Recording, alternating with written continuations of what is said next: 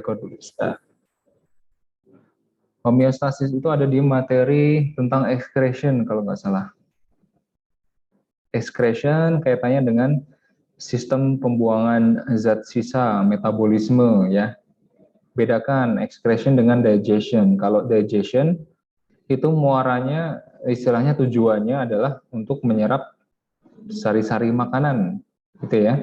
Makanya kalau feces itu kan ya hasil dari digestion, itu sebenarnya bukan waste product, melainkan undigested food, makanan yang tidak bisa dicerna, gitu ya. Jadi bedakan excretion dengan secretion. Ini di bagian excretion and homeostasis. Silahkan yang bawa bukunya nanti ditandai kira-kira mana yang bakal keluar. Ini Bapak sambil prediksi. Oke, dari sini homeostasis juga. Define homeostasis as maintenance of a constant internal environment. Jadi konsepnya, homeostasis itu bagaimana sih tubuh itu mempertahankan kondisi yang paling optimal, ya, kondisi apapun. Apa aja Kuila yang dioptimalkan? Satu, Temperature tubuh. temperature, suhu ya. Apalagi Nasya mungkin, atau yang lain boleh ya. Dia mungkin. Ayo, selain temperatur, apa yang tubuh kita atur sih agar seimbang, optimal, dan bekerja secara efisien? Bisa blood glucose concentration. Betul. Kemarin udah Bapak singgung, belum ya? Untuk yang pointers belum, tapi pernah Bapak sampaikan. Blood glucose, temperature, water, terus kemudian apalagi? Ya pokoknya banyak ya. Protein level, amino acid, lipid, dan seterusnya, lemak. Semuanya diatur ya dalam kondisi yang homeostasis. Tapi kecuali lemak ya. Karena lemak kok nggak diatur sama tubuh ya. Gitu kan ya, kalau lemak bisa diatur, ya kan tubuh kita ideal terus. Kenapa kira-kira lemak kok nggak di homeostasis sih? Ya, pertanyaan menarik ya. Coba kita pikirin. Nggak nyambung sebenarnya. Mungkin ini Bapak juga belum riset ya. Mungkin karena lemak itu dianggap sebagai sumber energi yang memang harus disimpan dalam jangka waktu panjang. Jadi tubuh itu, kalau misalnya kita kasih makanan lemak ya, seperti itu gorengan dari ya sumber-sumber lemak lah, ya kan, telur dan sebagainya seperti itu, atau susu, itu tubuh itu menganggap bahwa pada suatu saat nanti ya kita akan ada keterbatasan atau keterlangkaan energi, gitu ya. Makanya tubuh kita cenderung menyimpan lemak sebanyak kita bisa, itu ya. Yang dampaknya adalah menjadi penimbunan lemak, yang akhirnya membuat kita jadi ibaratnya overweight, gitu kan ya, menurut BMI, atau bahkan obesity, gitu ya. Mungkin secara fisiologis lemak itu dianggap sebagai molekul yang baik karena sumber energi jangka panjang. Makanya lemak nggak di homeostasis kan, gitu. Oke, lanjut. Homeostasis itu tadi, students be able to classify the human as homeotherm. Ini beneran Bapak belum sampai sini ya kita ya? Belum ya? Homeotherm itu artinya organisme, sebuah proses dalam tubuh yang bisa mempertahankan suhu badan, suhu tubuh. Gitu ya. Jadi manusia itu makhluk homoiotermik. Kenapa Pak? Karena suhu tubuh kita akan selalu sama dimanapun kita berada. Oke ya, ini nggak ada di buku nih. Catat, homoiotermik. Ini kalau mungkin kalian disuruh menentukan ya, manusia ini classified as apa gitu kan ya. Jawabannya adalah homoiotermik. Apakah ini jawabannya? Sangat baik sekali yang bikin indikator ya. Oke, jadi udah ya. Ya, manusia adalah homoiotermik, artinya kita bisa mengontrol suhu tubuh kita sendiri atau bisa menghasilkan suhu sendiri, panas sendiri. Contohnya hewan homoioterm lagi adalah hewan mamalia. Semua mamalia itu adalah homoiotermik. Mamalia dan aves, ya burung, itu adalah homoiotermik. Sedangkan reptil, amfibi, ikan merupakan lawan dari homoiotermik. Bapak tulis di sini ya. Oke. Artinya dia tidak bisa mempertahankan suhu tubuhnya. Jadi kalau misalnya mereka berada di tempat yang dingin, suhu tubuhnya akan ikut dingin, gitu ya. Makanya mereka tuh pilih-pilih habitat, nggak bisa sembarangan.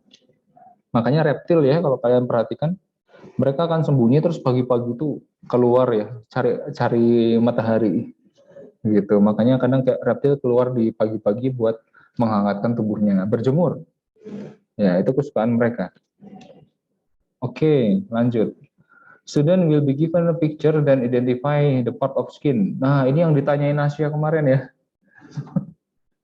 Ya kan, sweat gland, blood vessels, fatty tissue sama reseptor. Oke, di buku kayaknya ada. Coba kita lihat. Itu di mana ya? Sini kan. Tuh, homeostasis. Homeostasis. Nah, ini dia ya. Nah, ini keluar nih. Kalian dikasih gambar, terus identifikasi. Kita Bapak belum terlalu bahas ya. Nah, sekarang Bapak bahas.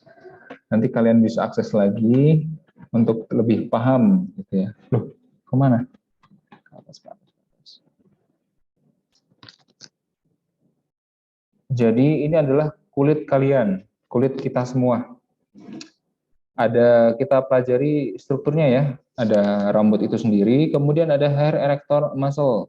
Nah, di sini adalah otot yang menyebabkan rambut kita bisa berdiri. Ototnya bukan karena kekuatan goib ya. Tiba-tiba berdiri. Enggak, karena ada otot. Nah, otot ini juga dipengaruhi oleh saraf, ya kan? Yang menentukan kapan harus tegak berdiri si hairnya, kayak bendera ya, seperti itu. Kapan harus diturunkan. Oke. Kemudian ada temperatur reseptor. Nah, ini kuncinya nih, temperatur reseptor. Jadi dia bisa mendeteksi apakah dingin, ya kan? Apakah panas, misalnya itu. Kemudian ada sensori neuron. Nah, sensori neuron masih ingat kan sensori? Oke ya. Jadi dia apapun stimulasinya, sentuhan dan sebagainya seperti itu dia bisa deteksi. Oke, kemudian ada pressure reseptor yang agak besar. Nah, ini bisa mendeteksi tekanan yang keras.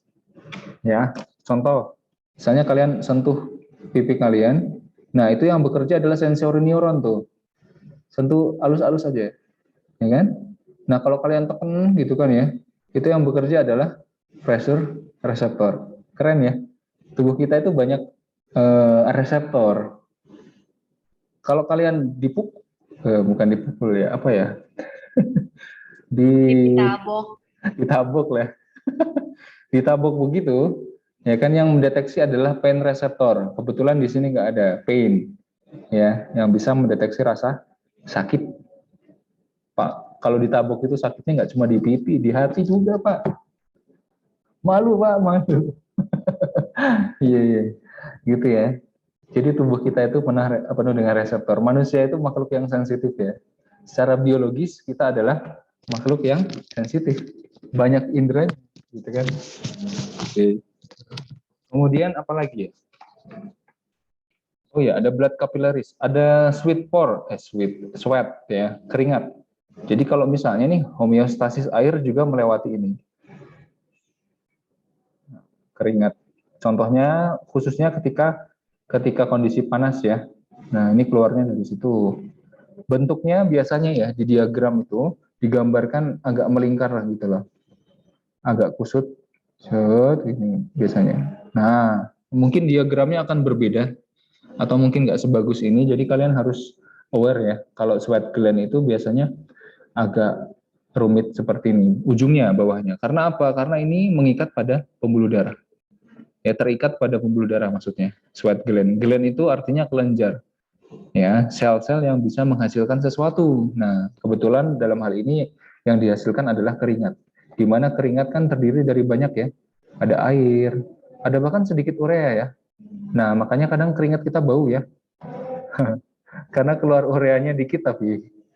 Nah, kalau misalnya kalian kebanyakan makan protein, ya kan ureanya terlalu banyak, biasanya keringatnya cenderung ya mohon maaf agak bau begitu ya.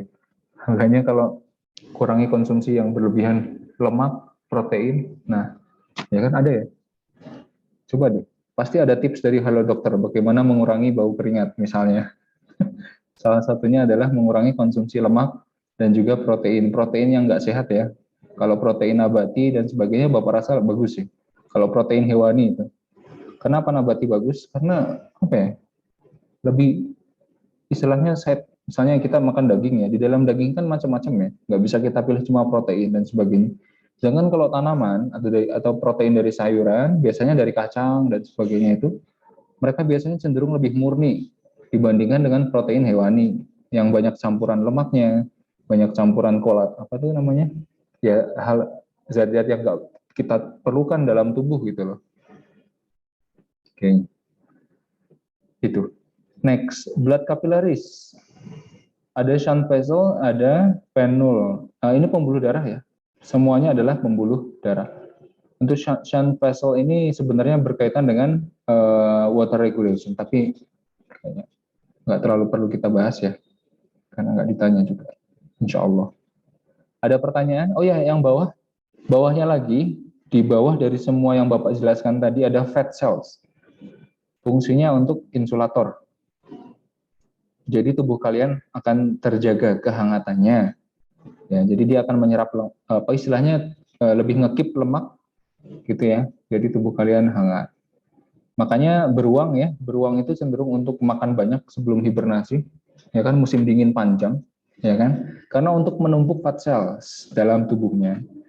Terus habis itu bangun-bangun dia kurus. Karena dia metabolisme juga selama tidur. Enak gitu ya. Kalian pengen jadi beruang nggak? Bisa hibernasi lama ya. Gimana Kila? Pengen? Udah nggak ada Mau, biar cuma tidur doang kerjaannya. tidur doang, nggak ada beban, bangun-bangun kurus. Makan lagi. Makan lagi. Gitu ya. Gitu doang cycle-nya udah. Oke ya. Seperti itu kulit. Ada pertanyaan? Bentar, Yes. kemarin Nasya tuh nanya yang itu kalau ini sebab Oh, itu apa yang mana Mas? pertanyaan bagus. Sebakus gland itu biasanya ada di sini nih. Nah, di bawah dari akar rambut ya. Ini akar rambut nih, atau root hair.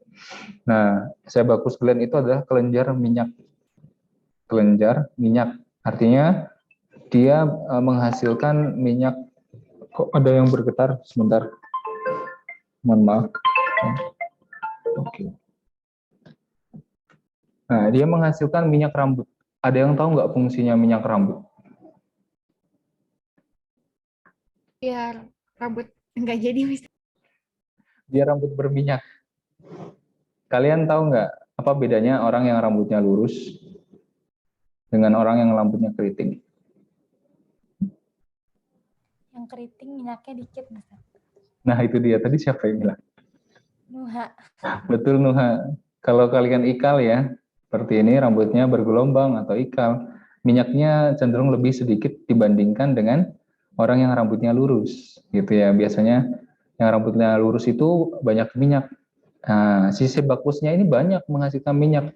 Jadi terlumasi terus rambutnya sampai ke ujung, gitu ya. Beda sama orang keriting. Kalau orang keriting itu minyaknya dikit, ini baru nyampe sini udah habis, gitu kan ya. Jadi rambutnya ikal, tidak terminyaki. Makanya solusi rambut ikal biasanya kayak Bapak nih dikasih minyak rambut, ya kan, biar lurus, atau kasih minyak ya banyak ya. Ada yang pakai coconut oil, ada yang pakai argan oil, ada yang pakai minyak kemiri juga biar lebih lebat dan seterusnya. Ya kan? Ada yang perawatan rambut sendiri. Ya kalian lebih tahu ya. Oke. Saya bagus kalian. Kelenjar minyak. Dan ini wajib perlu, ya kan? Ini juga penting untuk nge-trap bakteri. Makanya untuk dalam beberapa hari kita harus sampo kan ya, harus disampo. Itu ngebuang sebakus gland yang tertumpuk di luar sini gitu kan ya, yang sudah mengikat bakteri. Nah, gitu. Jadi memang harus terminyaki rambutnya atau di bagian ujung-ujung ini nempel bakteri biar nggak masuk ke dalam kulit kepala gitu kan ya. Kayak dibersihin pakai sampo. Oke. Ada pertanyaan lagi? Tadi tuh cuma dibilang identifikasi aja ya. Udah berarti. Sweat gland, blood vessels, fatty tissue, bagian bawah ya sama reseptor. Mister, aku mau nanya. Silakan. Itu kan nanti sweat gland-nya mau mengeluarkan keringat kan? Itu tuh Ya. pas lagi panas, pas kita suhu tubuh panas atau gimana, Mister? Wah, oke. Karena sekali ditanya, sekalian nih Bapak jelasin. Biar nyambung juga ya. Nah, ada bagian di otak ya, namanya hipotalamus. Nah, dia adalah control center of internal temperature ya. Jadi pengontrol lah ibaratnya. Temperatur kita tetap konstan. Hipotalamus ada di otak. Pokoknya bagian otak lah namanya hipotalamus gitu ya. Bagiannya yang mana coba googling sendiri. Dia kecil banget. Hipotalamus coordinate the activities dan sebagainya. Nah, ini bertindak seperti termostat. Jadi kalau suhunya terlalu tinggi dia akan menurunkan suhu. Kalau suhunya terlalu rendah dia akan menaikkan suhu. Ya. Jadi dia menghasilkan electrical impulse dan ini yang terjadi ya. Nah, perhatikan. Ketika tubuh terlalu dingin, satu, erector muscle contract, dikasih informasi sama si hipotalamus tadi ya, bahwa naikin yuk benderanya, kita naikin, kita kibarkan ketika dingin bendera, gitu ya. Erector muscle contract, pulling hairs up on end. Makanya ketika kalian kedinginan, kalian cenderung bulu rambut di kulit kalian ya, begitu berdiri. Kalau lagi dingin ya, perhatiin deh. Mungkin lagi di kamar ber-AC atau lagi hujan kayak gini ya. Sekarang dingin-dingin, harusnya berdiri. Begitu. Kemudian the upright hairs trap a layer of warm air next to the skin. Nah, ini dia tujuannya. Kenapa harus dinaikin sih? Karena untuk menangkap panas ya yang ada di sekitar tubuh kita, gitu kan ya. Nah, jadi dia berlayar tujuannya untuk menangkap panas. Keren ya, rambut ini menangkap panas, bisa menyerap panas. Coba kalau rambut kalian botak ya, kita botak gitu, pasti kedinginan. Pasti harus pakai tutup kepala gitu, kedinginan. Kasian dong Mister Deddy Kombuzer. Kasian ya, podcast berjam-jam kedinginan kali. Asli itu dingin banget pasti. Nggak ada rambut tuh dingin. Ya, anyway. Arterioles in the skin constrict, so not much. Ini yang pertama ya. Yang pertama, erector muscle-nya akan kontraksi, ya, sehingga menyebabkan layarnya berkibar. Kemudian, ini bagian dari yang pertama ya. Yang ini bagian dari pertama. Yang kedua, arterioles in the skin constrict. Constrict itu artinya menyempit. Ya, jadi misalnya diameternya tadinya segini, dia menyempit, ya kan, segini maksudnya. Nah, menyempit jadi segini, mungkin cuma segini ya. Nah, jadi darah yang mengalir otomatis lebih kencang, gitu ya. Ini blood misalnya, blood. Okay, so not much blood flows through them, ya, mengalir lebih cepat tapi lebih sedikit jelas, gitu kan. Jadi dia menahan air agar supaya dialirkan, dilanjutkan gitu loh, nggak akan keluar. Oke, kalau yang misalnya kayak gini alirannya pelan, airnya akan cenderung dilepas. Melalui apa Pak? Melalui sweat gland, ya, yang bagian sini. Capillaries are supplied with less blood from the arteriole, so remain narrow atau sempit, gitu kan ya. Berarti biar ngalirnya cepat aja, wush, gitu ya, biar bablas. Nah, sedangkan when the body is too hot, the arteriole supplying the sweat gland dilates atau melebar, bringing more blood, so the gland can make more sweat. Sweat lagi, sweat. Oke ya. Jadi kan kalian perhatikan nih, bandingkan ini dengan yang sebelahnya. Nah, kalian bisa lihat dengan jelas ya perbedaannya. Ini melebar, sehingga airnya mengalir lebih santai, lebih banyak, sehingga bisa sebagian dikeluarkan. Fungsinya untuk apa? Untuk pendinginan gitu di permukaan kulit. Kemudian arteriole supplying the capillaries dilate, bringing more blood to the capillaries, ya. Oh, ini sama ya? Oh iya ya. Jadi ada dua. Lihat di bagian sini, ini yang bagian sini. More blood is brought to the surface of capillaries where it can lose heat. gitu. Jadi ada banyak darah yang dibawa ya di kapileris, sehingga menyebabkan, kan ini darah membawa panas ya, darah itu panas ya, seperti itu, hangat lah, bukan panas. Nah hangatnya ini kan dia apa istilahnya bisa menyebar ke jaringan-jaringan yang lain gitu ya. Nah ketika darah yang membawa panas ini diperbanyak ya kan di permukaan kulit ya kan, jadi banyak apa istilahnya panas atau kalor yang bisa lepas gitu. Makanya ketika kondisi yang panas, terik matahari, kulit-kulit kita tuh cenderung memerah, gitu kan ya. Karena aliran darahnya itu lebih banyak mengalir ketika kondisi yang panas. Sedangkan ketika kondisi dingin, kulit kita cenderung kering ya, begitu. Kering, kadang kalau misalnya udah panas, apa dinginnya ekstrim, bahkan saking keringnya itu bisa luka, gitu ya. Mungkin yang pernah ke luar negeri winter gitu ya, lupa bawa sarung tangan, kayak bapak dulu, itu asli pas dingin itu pecah-pecah semua bibir, tersayat-sayat gitu, sakit banget. Ya, gitu ya, Wila, semoga menjawab. Mister, jadi tuh kalau yang cold darahnya tuh di arteriolis gitu. Kalau yang hot darahnya di capillaries. Mungkin. Capillaries, more blood supply. Loh, udah 40 menit kita ya.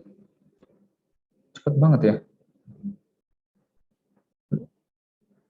Oh iya, betul.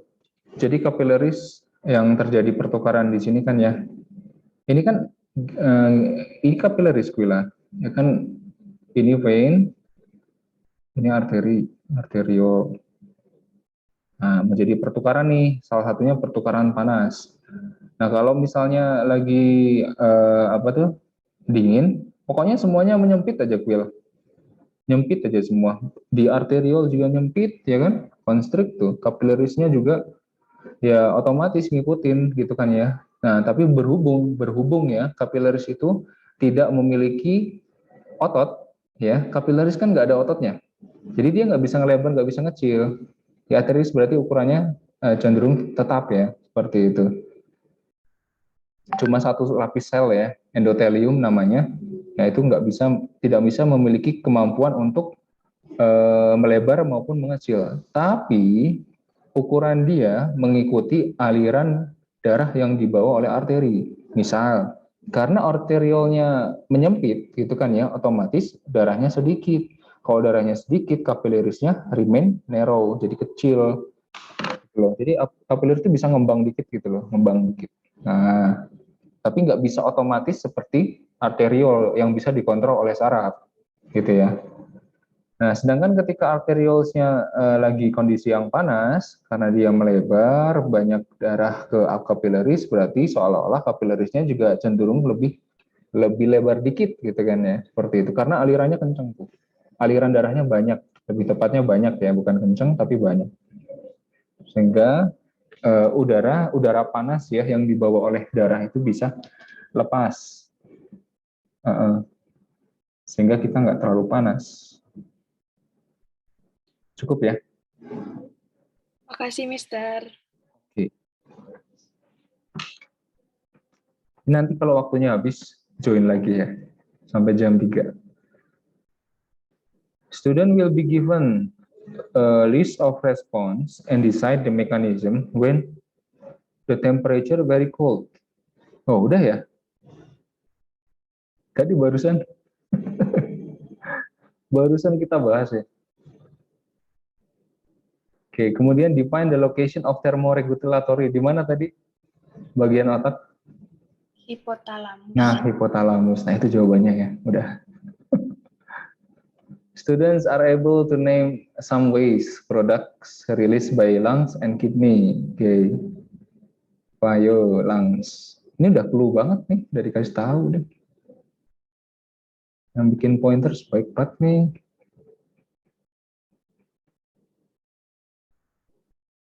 Apa coba lungs yang dikeluarin sama paru-paru apa sih sebagai waste ya? carbon dioxide and water. Waters. Oke, betul. Yang dikeluarkan paru-paru adalah carbon dioxide. Kalau yang dikeluarkan lungs, kidney, Urea. urea, betul. Urea banyak ya, apalagi air, Water, kemudian salt. kadang amino asid juga ya, yang berlebih. Kadang, oh iya, garam juga ada kadang. Terus ya dan sebagainya ya, seperti itu ada banyak yang dikeluarkan. Kayaknya kurang satu deh, lungs. Air ya. Nah, nanti kalau ada pertanyaan, apa nih yang dikeluarkan? Lungs dan juga kidney, itu ya. Yang dua-duanya itu mengeluarkan, yaitu air. Ya kan? Lungs, kita beruntung ya, alhamdulillah. Lungs kita nggak mengeluarkan urea. Nah, ini kalau keluar urea gimana gitu kan? Jangan dibayangin deh. Iya, iya, iya. Oke, murni air ya, air bersih gitu kan. Terus keluar uap air ya uap air gitu kan. Gitu. Lanjut ya. Kadang tuh Bapak belajar biologi sering mengandai-andai gitu ya. Nah, Bapak sukanya novel fantasi. What if gitu kan ya. What if our lungs excrete urea kan. Kadang-kadang penyakit gitu loh. Penyakit itu berasal dari lawan dari teori, ya nggak sih? Misalnya kidney harusnya mengeluarkan tadi kan ya urea dan sebagainya dan tidak mengeluarkan gula. Nah, ternyata ada urin yang keluar gulanya, yang ada kadar gulanya maksudnya. Nah, itu kan melawan istilahnya teori ginjal yang bagus, yang baik ya, istilahnya teori dari organ, kinerja organ gitu kan. Nah, biasanya penyakit itu adalah lawan dari teori itu semua. Ya, ketika makanya disebut dengan disorder atau kelainan atau bisa disebut dengan disease, ya kan? Ada sesuatu yang lain nih di tubuh yang nggak lazim, nah itu namanya penyakit. Next. Tuh. Students are able to state the urea is formed in the liver from excess amino acid by removal of nitrogen. Lah iya. Terus gimana nih? Apakah ini jadi pertanyaannya apa yang dikeluarkan oleh liver gitu ya? Mungkin ya. Oh iya. Oke, kita bahas liver ya. Liver adalah organ yang sangat semua organ penting. Enggak ada yang enggak. Gitu kan ya. Tapi ini sangat penting dalam artian berperan sebagai detox tubuh kita. Ya. Tukang bersih-bersih, tukang cleaning service, ya organ yang berperan bahkan 11-12 lah kinerjanya dengan kidney adalah liver. Ya, itu kinerjanya berat banget. Jadi selain dia membentuk urea, jadi ngumpulin sampah-sampah amino asid gitu loh, ya kan? Dari sini kan ada protein, protein di breakdown, ya kan? Di breakdown itu harus mengalir melalui pembuluh darah dan melewati liver. Ada namanya hepatic portal, namanya hepatic portal system. Namanya juga portal. Portal itu gimana, Kwila? Sistemnya? Gimana, Mister? Portal. Portal. Apa sih portal? Portal itu tuh Kak, bukan kayak yang stick gitu ya. Portal dalam konsep itu. Iya. Ini misalnya kalian pernah ke mall kan? Terus ada parkir mobil, terus ada ambil tiket Anda gitu kan ya. Ya kan? Nah, itu kan portal. Jadi bagian yang harus dilewati gitu untuk memasuki sesuatu ya, misalnya tempat parkir atau tempat apa, itu kan sebutnya portal atau gate lah gitu kan. Nah, aliran darah kita itu wajib hukumnya melalui liver. Jadi harus aliran kita sirkulasi tubuh ini dari jantung kan dipompa ke seluruh tubuh. Nah, sebelum dibawa ke seluruh tubuh itu lewat ke liver dulu. Kenapa? Di screening. Dari apa, Pak? Ini dari kelebihan amino asid, terus kemudian dari toksik, dari zat-zat yang berbahaya dan sebagainya atau istilahnya detoksifikasi. liver, gitu ya. Makanya sayangi liver kita dengan makanan-makanan yang sehat. Tapi Bapak heran ya, alkohol itu kan ngerusak liver ya. Tapi banyak orang yang suka minum. Mentang-mentang liver mudah dicangkok ya. Kalian tahu nggak, satu-satunya organ yang bisa regenerasi ya secara cepat adalah liver. Misalnya diambil nih livernya, dipotong segini, nanti bisa tumbuh lagi. Makanya banyak yang Serius, Mister. serius mau coba.